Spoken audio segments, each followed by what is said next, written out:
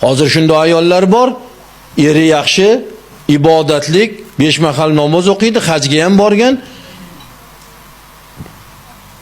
Farzandlariga aytayaptiki, bu dadang bo'lib senga nima qilib berdi? Tagingga bitta yaxshi mashina olib berdimi deyapti. Yo dang'illama uchastka qurib berdimi? Nima qildi bu senga dadang bo'lib deyapti. Har kuni shu gapni quyapti. Natijada ibodatli namozxon otani oilada farzandlar o'rtasida qadr yo'q. O'shaning uchun Payg'ambar sollallohu alayhi vasallam 3 ta narsani aytganlar: "Va zawjatan tu'inu alal akhirah."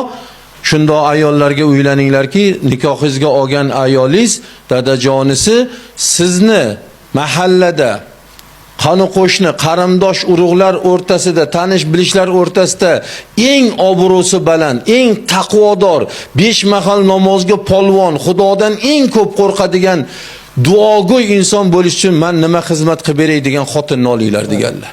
Dadajonisi oilamizni islomiy oila bo'lishligi uchun, farzandlarimizni xudojo'y, Xudodan qo'rqadigan, odobli, Qur'on yodlaguvchi, qori bo'lmoqligi uchun men nima xizmat qilib beray degan xotinlarni nikohiga olinglar deganlar.